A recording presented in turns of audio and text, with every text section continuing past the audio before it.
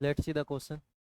Question is Newton's first law is applicable for. तो चार statement अपन को गिवन है। A, in all frame of reference, only in inertial frame of reference, and third is only in non inertial frame of reference, and fourth none of these। तो first law बोलता है क्या? First law बोलता है कि अगर कोई body rest में है तो वो रेस्ट में ही रहेगी, या कि कोई बॉडी अगर मोशन में है तो वो मोशन में ही रहेगी। इसको बोलते हैं अपन law of inertia. Frame of reference देख लेते हैं। जो फ्रेम ऑफ रेफरेंस होता है, inertial frame of reference, inertial frame of reference, ठीक है। ये सारे वो फ्रेम होते हैं जो या तो रेस्ट पर होते हैं, या अगर मूव कर रहे होते हैं तो कांस्टेंट स्पीड से मूव कर रहे होते हैं, मतलब जिनका एक्सेलरेशन क्या होता है? जीरो। एक्सेलरेशन 0 मीटर पर सेकेंड। तो जिस फ्रेम का भी एक्सेलरेशन 0 मीटर पर सेकेंड स्क्वायर है, वो सारे क्या होंगे? इनर्शियल फ्रेम ऑफ रेफरेंस होंगे, मतलब वो कांस्टेंट स्पीड से मूव कर रहे होंगे, या फिर कहाँ होंगे? रेस्ट पर होंगे। इनर फ्रेम ऑफ रेफरेंस होता है व्यू। जैसे कोई बॉडी मोशन कर रही है और हम उसे ऑब्जर्व कर रहे हैं।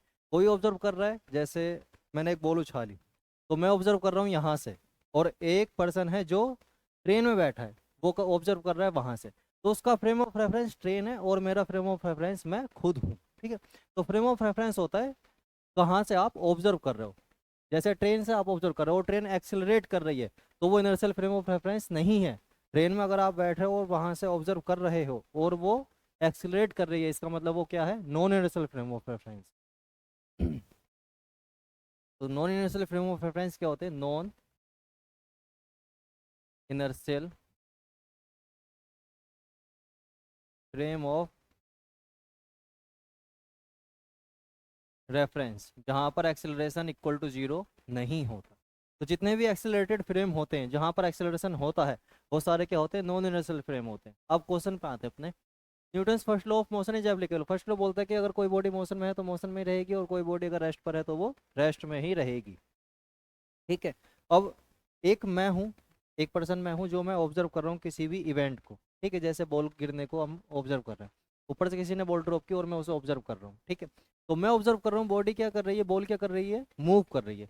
अगर कोई उस बॉल पर बैठा हो, दूसरा पर्सन कहाँ पर? उस बॉल पर बैठा हो, बॉल मान लेते बहुत बड़ी है, अगर वो उस पर बैठा हो और उसके साथ नीचे आ रहा हो, तो क्या उसे लगेगी वो मूव कर रही है?